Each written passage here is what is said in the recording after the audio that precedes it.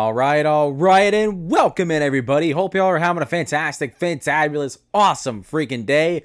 My name is Garrett Shoemake, and this is the Shoemake Take. Welcome in. Today, we conclude the NFC South talking about the boys in Tampa Bay, and also my hometown, the Tampa Bay Buccaneers, and how I think they are going to be a more well-rounded team than what they were last year. I really like the Bucs in 2025. I think they have one of the best rosters in the NFL. They have talent everywhere. That's not to say they don't have a couple issues, but I think that is a little bit more nitpicky than actual problems. The problems that this team had last year were more holistic problems more than individual problems. But with that being said, let's begin talking about the Tampa Bay Buccaneers. If you guys know how the 2025 season preview series works, you guys can go ahead and jump into the video. The timestamp is in the video description, so knock yourself out. But if you guys do not know how this series works, here is what we're breaking down. We're going to briefly recap 2024. We'll look at the Bucs record, what did they look like last year. Then we'll look at their offseason, all the moves that they made. Then we'll talk about them bringing in Josh Grizzard to be offensive coordinator. We'll look at their free agency, who they brought in, who they lost. Then we'll look at their draft, break it down pick by pick, and tell you what I think about each one. And then we'll break down their schedule, and I'll tell you guys game by game what I think, what are the stretches look like, and then we will talk about how I feel about the team, what are some strengths, what are some weaknesses, and then we'll wrap a bow on the whole thing by giving you my official record prediction and looking at some storylines to look at for the Bucs in 2025. Without further ado, let's start this video. And for the Bucs, it goes back to 2024. Last year they went 10-7, and they were good. Once again, their offense was probably the best offense their franchise has ever seen. It was elite under offensive coordinator Liam Cohen, who left to be the Jaguars head coach. Baker Mayfield had by far the best year of his career. The wide receivers were really, really good. Their depth really came through when Mike Evans and Chris Godwin got hurt later in the year, and they were battling through injuries. And then their offensive line continued to be great. Their running game really went insane with Bucky Irving having an incredible rookie year. And then their defense had a couple issues, but they overall stayed mostly together and weren't putting the Bucs offense in terrible situations. So overall, I mean, the Bucs team was really good. It was really fun to watch. It was sad for them to lose in the wild card round to Washington off of a game-winning doink field goal. I think that's a game, honestly, the Bucs should have won. They had the opportunity to do it, but they blew it. They had a really bad turnover in the fourth quarter that was, oh my goodness, it was so bad, and it put the Commanders right by the goal line. So it's unfortunate, but there's nowhere to go but up for the Buccaneers. And going into 2025, their biggest offseason change, I mentioned it before, bringing in offensive coordinator, promoting him as the former passing game coordinator, Josh Grizzard, to be the new OC. Liam Cohen left to be Jacksonville's head coach. And I can like this move. This is a situation where you want to promote from within. The Bucs are at a point now where they have continuity, not within their roster, but also in their coaches, and that's what you want to have, because in a certain situation, like you look at Detroit, they lost Ben Johnson, and they went on, hired John Morton from Denver. I think he was their passing game coordinator. I'm pretty sure. I could be wrong on that. Not 100%. But in this situation, the Bucs have never had an explosive offense like they've had before. Neither has Detroit.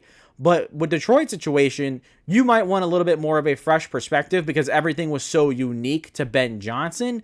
Not saying that the offense wasn't unique to Liam Cohen, but the Bucs have had continuous continuity on their offense dating back to when Bruce Arians was the head coach. With Tom Brady, offense was really, really good. And then Bruce Arians stepped down, and who did they bring in? They brought in Dave Canales. No, was it Dave Canales? No, who was it before Dave Canales? I can't remember who it was, but their offense was pretty good. And then with Dave Canales, the offense was even better. And then after that, Liam Cohen took over, and wha-bam, the offense absolutely exploded. So not only have they maintained continuity with their offensive coordinators, they've continued to improve on offense every single year. And that's really impressive. That's really impressive and exciting. And the continuity is really important. That's why it's important for Tampa, because they've continually changed offensive coordinators, but they've continued to improve. The guys promoting from within, that's what you want. And so bringing in Josh Grizzard, I'm all for it. I'm excited. The offense still looks really good right now so far in training camp for Tampa Bay, and that's really very, very encouraging. And then you look at their free agency and who they brought in. Recently, very recently, they brought in quarterback Teddy Bridgewater. He came somewhat out of retirement to be the backup or be a backup for the Bucs. I don't know if he's going to be the direct backup behind Baker. That's probably still Kyle Trask's job, but he's going to be there. He's going to be a veteran presence in the locker room that's going to help out and be a good presence at the very least. Teddy Bridgewater, I'm surprised it kind of happened. The news kind of broke out of nowhere, but his entire situation right now is very unfortunate because he was the head coach of his former high school, brought him to a state championship in his first year, and then they suspended him. The school did, or what was it, the district? I can't remember if it was the school district or the school itself, but they suspended him because that he was paying money out of his own pocket to help feed his players, help get them transportation to and from games. Like, he was paying a lot of money, tens of thousands of dollars, just so his kids could have the best opportunity to go succeed and be in a good environment. Because Miami Senior High School, is it North Miami Senior High School? I can't remember the name of the high school. It's known to be not in a great area from what I've understood. And so you want to create an environment that is an escape from all of that, in theory. So the fact that Teddy Bridgewater spent so much money doing that for his kids and for his players, overall, that tells you how great of a person Teddy Bridgewater is. But to see what the school did because of what he did, wow, like, that's just like, you do something, is it wrong? Sure. In the legal books, is it wrong? Yes. But ethically, it is most certainly right, and I'm on the side of Teddy Bridgewater. He had every right to do what he did, and I'm glad he did. Shows how good of a person he is, and nothing but love and support and respect for Teddy Bridgewater. He's going to be a really good addition to that quarterback room.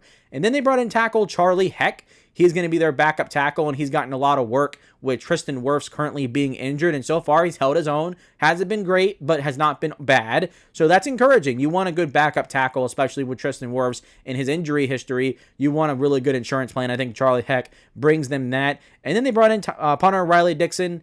I can't remember who they lost. I probably see it. It's not on my script. I'm sorry. But they brought him in. He's good. Riley Dixon's a good punter. And then on the defensive side, they brought in Anthony Walker to be the starting linebacker next to Lavonte David. He's an okay player, not bad. And then they brought in edge rusher Hassan Reddick, where he was with the Jets. They let him go after the year. He held out, missed like half the year, came back, wasn't the same. I like the addition. He's a good player still, I think, and with another year, under his belt, another training camp, and a little bit more time to really get that rust shedded off of him, I think Hassan Reddick's going to be pretty good this year.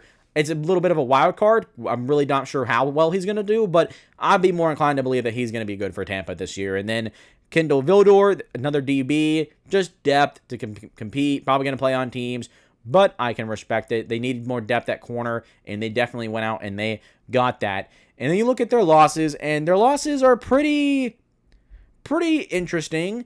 They lost a lot of depth. They lost Royce Newman, Robert Hainsey, Justin Schooley, a lot of their good depth offensive linemen left. Robert Hainsey actually got a 3-year deal to be the starting center in Jacksonville, reuniting with Liam Cohen, so there's a connection. And then edge rusher Joe Tryon, one of the big free agents that they lost. On the defensive side, that's unfortunate because Joe Tryon was a former first-round pick, really didn't develop into what they thought he would be, but he's an okay player. He's a average starter in this league. And then KJ Britt and JJ Russell, they lost some good linebacker depth, I think. And then they lost safety Mike Edwards. I can't remember where he went, but he got hurt halfway through the year. He got into a really unfortunate car wreck, which, gosh, man, that's so unfortunate. Why do drivers gotta be so bad? Drivers are awful. I don't like driving. People don't know how to drive, man. That's unfortunate. And so to see it happen to a good player like Mike Edwards, that stinks. But I understand the NFL is a business, unfortunately. And then you look at their draft class, and I think their draft class was actually pretty good. They addressed a lot of issues on the defensive side of the ball, especially in the secondary. But as excited as people are about their first-round pick, some people are pretty perplexed about it. But I'm here to tell you why I think that drafting Emeka Egbuka is a really, really good decision.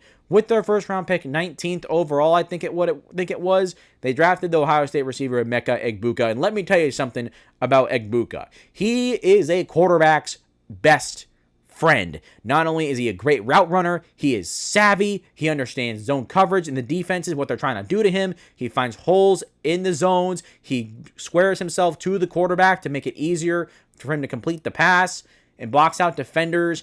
He is reliable as they come. He's got really good explosive ability as well. Out of all the receivers in this draft class, he has the highest floor. I think he has the best chance to do well, especially because Mike Evans and Chris Godwin don't have the best injury history as of late. And Mike Evans, obviously, nearing the end of his career at this point. So Emeka Egbuka is going to get a lot of looks. He's going to get a lot of attention.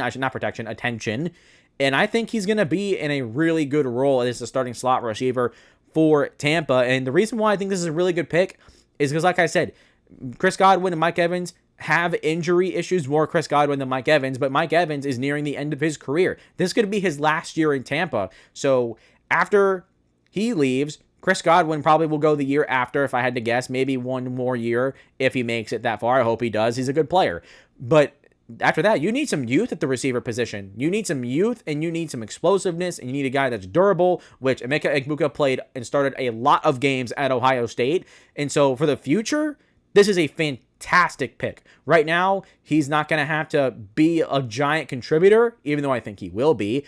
He's going to learn behind one of the best receivers of all time in Mike Evans. He's going to have time to just play his role, do well, and then by the time that he's ready to take that next step and be that number one receiver and be a top target for whoever's quarterbacking at that point in time, hopefully it's Baker still, he's going to be really good.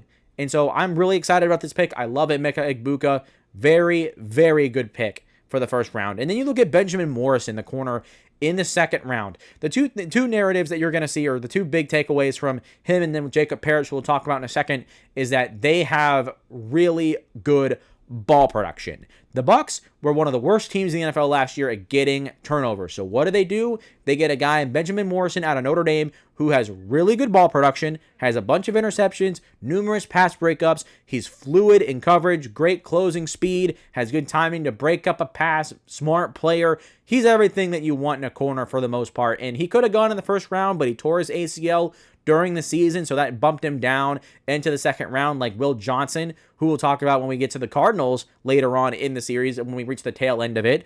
But Benjamin Morrison, very, very talented. I thought they had good value. And so far, they've been just managing him in camp, just letting him come along slowly. They're not in a hurry to get him on the field right away. Now, Jacob Parrish, their third-round pick out of Kansas State, he's going to get on the field right away. He's been impressive in training camp so far. And right now, according to the ESPN depth chart, he's projected to be the starting nickel, which that's exciting. And it's interesting because he played a lot of outside corner when he was in college, but he's 5'11". He's less than 200 pounds. So not a big guy, probably better suited in the slot. Going to be a better position for him, I think. Obviously, the Bucs think so.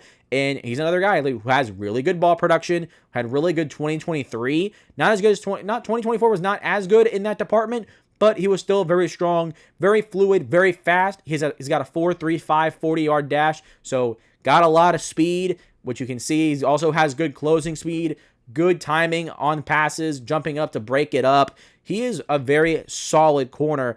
And Jacob Parrish had, like I said, is impressed in camp.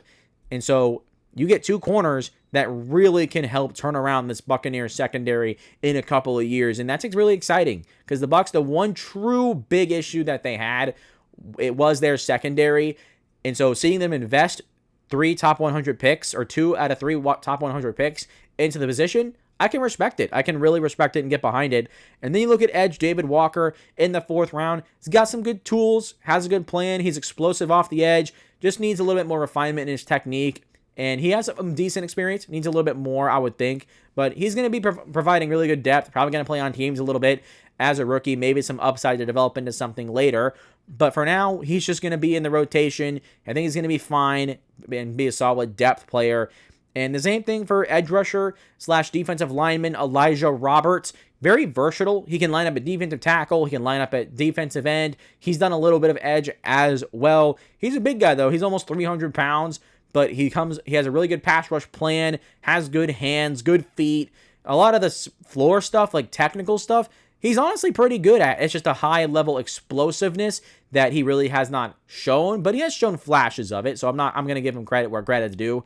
But Elijah Roberts could be a really good interior defensive lineman behind Vita Vea in the future. And they also got Desmond Watson, who's an undrafted free agent, who's a 400-pound monster, but currently he's not playing. They're trying to get his weight down. But Elijah Roberts right now is probably going to be over Desmond Watson. And I think Elijah Roberts can be a really good depth interior defensive lineman. And for the Bucs, when you need a good pass rush, you need good interior defensive line depth, and I think Elijah Roberts can give them that. And then in the 7th round, they drafted Oregon receiver Tez Johnson, and he is a small guy. He's 5'10", 5 foot. I don't know if he's 5'10" or 5'8". I can't remember. I'm mixing those two numbers up, but he's 150 pounds, so he's a little guy. He's heavier or lighter than me. I'm like 190, so I got 40 pounds on this guy, which tells you that he's a small guy. But with his size, he's got great burst, acceleration, agility, all those things you look for in a guy like that. I mean, you kind of have to have it if you're that small. And not to mention, kind of like Troy Franklin, who was also a smaller receiver coming out of Oregon last year with Bo Nix. You know, he probably has an injury history. He's dealt with a couple injuries. Like, I would say he has an injury history. He's injury prone. That's what I'm trying to say. Because when you're that small, you can't take a lot of hits in the NFL compared to, you know, a guy who is 40 pounds heavier, even 50 pounds heavier. 50 pounds heavier, you're kind of like at a risk. I mean, 200 is solid, but if you're like in the 180 or below, you have a chance to get hurt because you don't got a lot of meat on your bones, which is unfortunate. But Tez Johnson is going to add a speedy element to the Bucs offensive or receiver core. He's probably going to take some snaps at returner. I think he did returner stuff at Oregon. I can't remember, but I would believe that he's going to have to play on teams anyways and try out to be a good returner if he's going to make the roster, because the Bucs receivers are loaded. But he's going to have a chance. He's going to be in there fighting, and I'm excited to see what he does. So this draft class, I'm really encouraged by it. Really, really encouraged. The Bucs roster is already a really good place, so positions of need there's not really a lot of them. So I get that they're trying to get a receiver for the future. Fantastic. And then adding 2 corners in the 2nd and 3rd round to help bolster that position, which was the one true issue in their was their secondary. Their pass rush was another problem, but like I said, that's a more holistic issue than just a specific spot. So are they an improved football team? I'm going to say no. Compared to looking at what they lost and what they gained and who they drafted, the receiver, you know, the rookies are going to have to take some time, right? Like, I don't expect them all to be great out of the gate. And Emeka Egbuka is going to be pretty good, but Benjamin Morrison, they're going to bring him along. Jacob Parrish, we'll see how he does, but rookie corners tend to struggle pretty much. And also, he's in the slot, so he's going to go against some pretty speedy guys. He's going to be challenged. But this draft class was good. This team overall, it's not improved, but that's not in a way worse. Like, they're kind of in the same spot as they were last year. Maybe their offense is a little bit worse and their defense is a little bit better, but I think it's fine. I think they're a more balanced team, I should say. So is that an improvement? Sure. Like, I can definitely see the argument for the Bucs being a better football team. It's right there for me. But looking at their schedule is pretty interesting. The first few games and the last few games are pretty manageable. But then you look at weeks 4 through 12. It's going to be against 4 playoff teams, 3 teams that I think are going to be better in 2025. They're going to have to start off good and finish good because the middle of the season for them is going to be a gauntlet. Starting week 1 on the road against the Atlanta Falcons, I have that as a loss. I think the Falcons and Bucs split this year. Last year was a really good game in Atlanta. The Falcons won in overtime off of a big, long touchdown by Cordero Hodge. And then week 2, you got prime time on, was it Sunday Night Football or Monday Night Football? I can't remember. I think ABC, so it's Monday Night Football, right? Yeah, that sounds about right. I could be wrong on that. I don't know my TV stations like by heart, even though I kind of do. I don't know. But either way, they face the Texans week 2. That's going to be a tough matchup, but I think the Bucs are better than the Texans almost all the way around. So give me that as a win. And then you're at home against the Jets. That is a win. The Jets aren't going to be good to start this year, and I don't think they're going to be very good overall anyways, although I do think they get better as the year goes along. I have some faith in Aaron Glenn. But then you're at home week 4 against the Philadelphia Eagles. And call me crazy, but this has a chance to be a win for Tampa Bay. They beat the crap out of them in week 4 or week 5 when they faced earlier in 2024. And to be fair, they didn't have Devontae Smith nor A.J. Brown in that game. Philly didn't. So now they should have A.J. Brown and Devontae Smith in this game. And it's going to be a tough test for these corners. But Tampa is one of the few teams that's actually had a really good showing against Philadelphia over the past couple of years. They also had the blowout win in the wild card round a couple years ago in Tampa, which was really exciting. I think it was 2023. But this is a winnable game for Tampa. It's a toss-up, but for right now, I think maybe Philly has a better edge to win this game because I think their roster is better than Tampa, but I think Tampa is going to give the Eagles a run for their money. This should be a really good game. There's a rivalry here that's brewing, and it brings me back to like the late 90s. Not that I was around, but I remember like the late 90s, early 2000s when the Eagles and the Bucs were constantly meeting in the playoffs. Constantly competitive, strong offense with Donovan McNabb, and then a tough defense. Derek Brooks, Warren Sapp, those guys running it up front. So that's a good rivalry. And then on the road, they face the Seattle Seahawks. This is going to be another tough one. These two teams have played each other pretty close the past couple times they've faced off. It's always in for a good treat.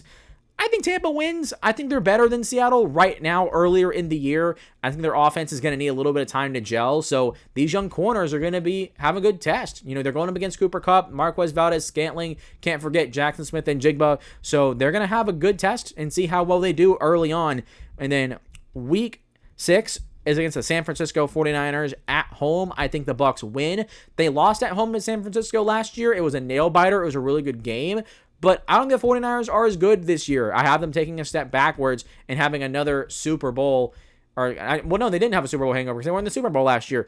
But they're going to be better than last year, the 49ers, but I don't think they're going to be bouncing back like I thought they would originally. But we'll get there. We'll get there when we talk about the NFC West. And then you go on the road to face the Detroit Lions. This is another one where the Bucs, compared to most teams, have played Detroit very, very well. Last year, they went into Detroit and beat them convincingly. Yes, they lost in the divisional round to Detroit the year before, but that was at home in the playoffs. The Ford Field is a really tough place to play now, which is exciting. That's really encouraging. But I think Tampa is going to make this a really fun game. It's going to be close. I don't know who wins. It's a toss-up, but it is going to be fun. It's going to be a really fun game to watch. And it's also on primetime on Monday Night Football, which can't get much better than that. The Monday Night Football game slate this year is really, really good. But you go on the road after that to face New Orleans Saints. That is a win. I do not like the Saints this year. I do not think they're going to be good. The Bucs have a lot more talent. They have better coaches. I think that's an easy win for Tampa. And then you got a week 9 bye. Smack dab in the middle of the season. Gotta love the balance there. And then at week 10, you come off the bye at home against the New England Patriots. This is going to be a tough game. Mike Vrabel is going to have his guys ready to go. I know I say that a lot, but that is the epitome of what this Patriots team is going to be. They're going to be very, very competitive, and I think they're going to be competitive with the Bucs in this game for at least a good part of it. But the Bucs have way more talent. They have better coaches overall. So I think that they win this game against New England. They're at home as well. And then week 11 on the road against Buffalo. And this one, I'm sorry, is a loss. I think Tampa is going to compete. This game should be really good. But Buffalo, there's not very many teams that are going to stop Buffalo. I mean, the AFC, the top teams are just so much better. I mean, the Chiefs, Ravens, and the Bills really are the best 3 teams in the NFL, not named the Philadelphia Eagles. And so it's going to be a tough ask, especially going on the road in Buffalo and Bills Mafia. That's going to be really tough. I don't think they pull that out, but it should be a good game anyways. And then you go on the road to face the LA Rams. This one's also going to be very tough and a big test for this offensive line, which is really good, going up against what I think is going to be a really, really good defensive line in LA this year. So it's going to be a good test. Matthew Stafford is going to be in there throwing passes to Davante Adams and company, and Puka Nacua, of course. So these corners are going to be tested. It's going to be a fun game. It's also on primetime on Sunday Night Football. So gotta love that. And then you get 3 straight home games here.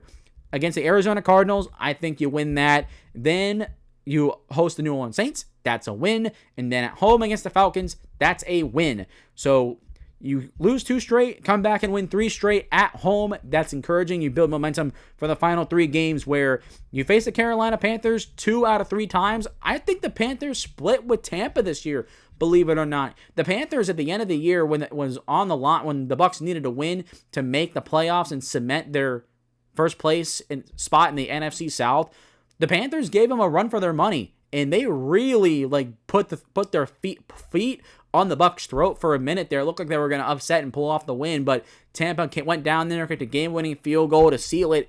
But Carolina, I think they win on the. They lose on the road to Carolina. I was going to say Panthers get the win with the Bucs on the road.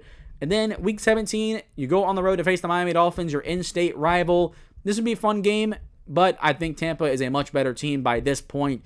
the Dolphins are probably going to be in the gutter. And then at home, you close against Carolina Panthers, second game in 3 weeks. I think you win that one and finish out strong, and also winning your home closer, which is very, very good. So overall, how do I feel about the Bucs? I've already said my thoughts on it, but they're going to be good. They're going to be really good. I have them being better than what they were last year record-wise.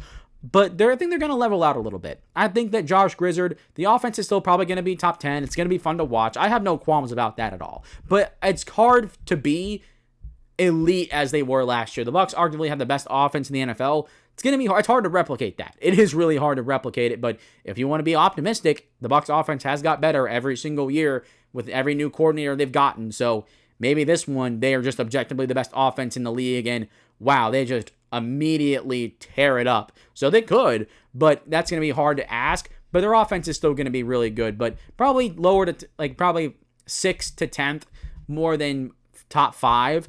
But we'll have to see. It's always any of that's on the table right now for Tampa. And then their defense, I think, is going to be a little bit better. And so they're going to be a little bit balanced out. Instead of the defense kind of being like this and the offense being like this, it might be like this, right? I don't know if you guys can see my hand. Let me do it like this. It's going to be more like, instead of it being like this, it's going to be more like this. It's going to be a little bit more balanced out, be a little bit more level. And so the team overall is going to be better for that. And you look at their strengths. Well, you will see it right here on the graphic. Their whole offense is a strength. Baker Mayfield at quarterback, he needs no introduction. He is fantastic. Love the career resurgence that he's had in Tampa. He has found his home in Tampa Bay. And God, man, he is so fun to watch.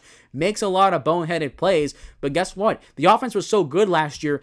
I don't even think about the fact that he led the league in interceptions. He led the league in interceptions last year, but he was second in the league in touchdown passes. I think he actually led the league in touchdown passes. I'm pretty sure. Definitely top 2. So very good company, and that's what you want in a quarterback like Baker Mayfield. He's a gunslinger. He's going to make a lot of great plays, and the great plays are going to outweigh the bad ones. He does not care. He is going to throw that rock. And then running backs, Bucky Irving was a fantastic rookie last year. Really took this running game for the Bucs to a new level. Rachaad White is still there. He's still very, very effective. Had a career high in yards per carries last year for him. And then wide receivers, loaded. Mike Evans, Chris Godwin, Emeka Egbuka, starting 3. Fan-freaking-tastic. And then your number 6 receiver, your other 3, your backups, Jalen McMillan, Trey Palmer, Sterling Shepard, and you want to count Tess Johnson, fine. That is a loaded receiver room. Probably the most loaded in the entire NFL. There's so much talent. There's so much youth. There is nothing that you cannot like about the Bucs wide receiver room. And then tight end, Cade Otton is really, really good. I like him a lot. And then the offensive line, fantastic. Tristan Wirfs, one of the best tackles in the NFL. Ben Bredeson, he's on the last year of his contract, but he's been really solid for them. Graham Barton had a really positive rookie year. Cody Maugh has developed to be one of the best guards in the NFL. And then their right tackle, let me look that up real quick. I'm kind of blanking. Oh, Luke Gedeke, that's what his name. He's a good player. He's really good. And so their Bucs offensive line is definitely fantastic. And then defensive tackle is their other strength because really Vita Vea is just one of the best in the NFL. He is a big, strong, powerful man, and he is a nightmare for offensive linemen to deal with, which is probably why the Bucs offensive line is so good because they got to go against him every single day in practice. And other than that, I mean, their depth overall is really good too on the interior defensive line, so gotta like it there. Their only true weakness is they have a little bit more than I thought there was when I was making the script, but there are a couple that do bring a little bit of concern. Number one to me is edge rusher, just because Hassan Reddick is a bit of a wild card. I don't know how good he's going to be. And then the other edge rusher next to him, Yaya Diaby. I like Yaya Diaby. He's still young, but has not developed into the player that they thought he could be. Same thing with Kalijah Cansey on the defensive line. But Kalijah Cansey is pretty good, so I can't complain too much. But the edge rushers, it's going to be a little bit of a wild card with Yaya and Hassan Reddick. But their backups are pretty good. Chris Braswell, the former edge rusher out of Alabama, is there as a backup. He's been so far pretty, I wouldn't say disappointing, but has not really taken that big step forward that some people thought he would, which is why partially why they brought in Hassan Reddick. And then Anthony Nelson, he's there, he's fine. And then after that is their linebacker depth. After Lavonte David, Anthony Walker is okay. But after that, there's really not a whole lot there. Deion Jones is on the roster, which I'm surprised. Deion Jones, I kind of forgot about him, if I'm being honest. He used to be really good for the Falcons, but he has bounced around the league a little bit. And now he's a backup for the Bucs and simply has not been as good. But their depth does have problems. They need a replacement for Lavonte David. That's the one thing I wish they would have came away with in this draft class. For them was a linebacker, a young linebacker to develop and maybe play alongside Lavonte David, because this is probably his last year. He signed a 1-year deal to come back for one more year at Tampa. So that's not encouraging. But with the rest of this defense, I don't know how much of an issue it'll be. We'll have to see. It's only going to be a matter of if players get hurt and other guys got to step in where things might become problematic. But then the last one is corner. This one, I'm not going to say is a defuncto. Is that a word? No, it's not a word. But a de facto weakness. I think they're going to be a little better this year. I like Tyke Smith and how he developed last year. Zion McCollum is okay. And then I've already talked about how I like Benjamin Morrison and Jacob Parrish. So, I mean, their corners are pretty good. They're talented, but they did allow a lot of yards last year. But a lot of that had to do with the Bucs not having a good pass rush, considering that they went out and got Hassan Reddick. Chris Braswell needs to step up. They need a better pass rush for sure, but we'll talk about that here in just a moment. So, for Tampa, I like them a lot. I'm excited about them. I obviously have them finishing first in the NFC South. They are the team to beat now. They have the most well-rounded roster in the division. They have the best roster in the division outright. And there's no reason that the Bucs do not make the playoffs this season. I have them making it 100%. And my official record prediction for Tampa Bay is Tampa, boom, 11-6.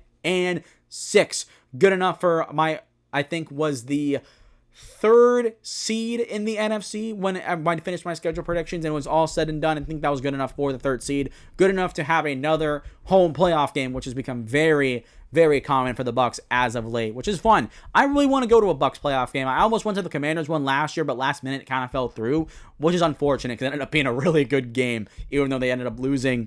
But the Bucs, they are the hometown team. I want to go see a playoff game. They're fun to watch, and so I'll have to try and see if I can make a Bucs game this year because they're not that far from where I live. I have to go get that done. But let's look at some storylines for the Bucs and why I think they're going to be good this year. Number one is their offense and their offensive performance. I just want to see what it looks like with the new offensive coordinator. Every time you get a new offensive coordinator, even though what they've had over the years is encouraging because the offense has gotten better, there is always a little bit of like a little sliver of doubt where if you don't want to get the wrong guy because they have a defensive head coach in Todd Bowles. I would like to have an offensive minded head coach so your offense has continuity, but with offensive coordinator, with the success that they've had, I have way more confidence that it's going to work out more than it doesn't. But every time you switch offensive coordinators in a situation like this, you are a little concerned because really, really quickly, speaking from personal experience as a Titans fan, you can have one of the best offenses in the NFL, and the year later, things can go into the toilet. And that's something I want to see. I want to see the Bucs offense continue to just do the little things right, continue their operation, continue to run the ball well, and their passing game continues to be explosive, be efficient. They don't need to be what they were last year, but they still need to be a really good unit, and I think they will be. And then the second one is on the defensive side. This team had two major holistic issues, and that was they could not get a pass rush, and they couldn't get turnovers. They were two of the worst teams in the NFL in that spot, and they go hand in hand with each other. The more you're able to get after the quarterback, make him uncomfortable and feel pressure, the more mistakes you're going to force, and in turn, create more turnovers. The Bucs invested in their pass rush. They drafted David Walker. They brought in Hassan Reddick. They've drafted Chris Braswell last year. They've been drafted Kalijah Kancey, Yaya Diaby in the first round in previous drafts. They've done a lot to try and invest into this defensive line and pass rush to get it strong. And the thing is, Todd Bowles' scheme is very aggressive, very blitz happy. He sends pressure from a lot of different spots. And so now the Bucs pass rush needs to be good. They've invested in it. It needs to step up. And so far in camp, it has not disappointed, and in turn, the Bucs secondary has created a lot of turnovers in camp on Baker Mayfield in this offense. Even with joint practices so far, all they've done is compete against the Titans. So obviously they're going to have some turnovers because they have a rookie quarterback in Cam Ward. But so far, those two aspects of their team seem to look better and look improved, which is encouraging because those were the two really major issues in Tampa Bay. And the third one is, can Todd Bowles cement himself as the guy? Not that Todd Bowles hasn't, but Todd Bowles has been a really good coach, but has not really stepped up to be that great coach. He's definitely done a lot better compared to what his time as a New York Jets head coach about 10 years ago, which, man, time does fly. That's crazy to think about. He was a head coach of the Jets 10 years ago. But Todd Bowles needs to just do a little bit of a better job. Not that he's doing bad. It's just I want to see him really cement himself this year as one of the best coaches in the NFL. He's got the players, he's got the staff, and he's really inherited a really good situation when Bruce Arians stepped down, but he really hasn't been able to make the most of the situation. I want to see the Bucs go farther this year than just losing in the wild card round or losing the divisional round. I want to see them make an NFC championship game. I want them to be making deep playoff runs. The Bucs roster is one of the best in the entire conference, so they should be. But in the playoffs, something goes wrong. It seems to be. Something goes wrong, something falls apart, and it hasn't been perfect. So I want to see a little bit of improvement there, but that's really more of a nitpick more than it is a serious issue or important storyline for Tampa. But the last one is, this is probably the last year of Mike Evans and Lavonte David. So it kind of makes all these little storylines even more important, because I would really like to see Lavonte David and Mike Evans go out into the sunset with a Super Bowl win. It'd be fantastic. It's going to be hard to reach there, but it is within the cards for Tampa to be able to make it and do that. So I'm hoping for that. I'm rooting for that. The Bucs being good is good for the NFL.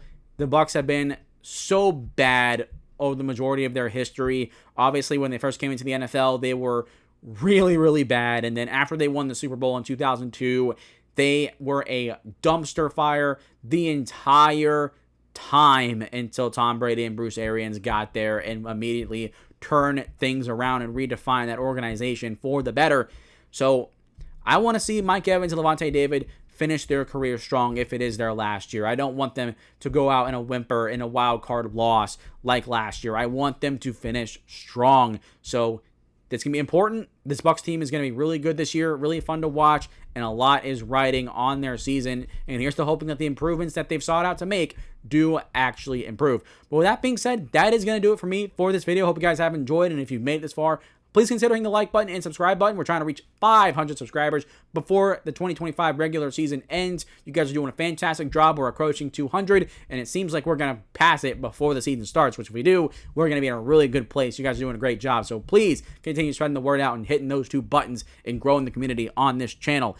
Secondly, make sure you guys leave a comment down below. Bucs fans, I want to hear what you guys think about your team. Do you guys think you guys are going to the Super Bowl this year? Do you guys think that the new offensive coordinator, Josh Grizzard, was a good hire? I want to hear everything you guys have to say. Please do. Please do. And then thirdly, make sure you guys follow me on social media. Share this video on social media, whether it's Facebook, Twitter, TikTok, Instagram, all that good stuff. Going to have some social media clips coming out after this week. I'm recording the rest of the season preview series this week, so I'm going to be really, really swamped, but I'm going to do it for you guys so I can have a little bit of time off before the season starts and give you guys my absolute best.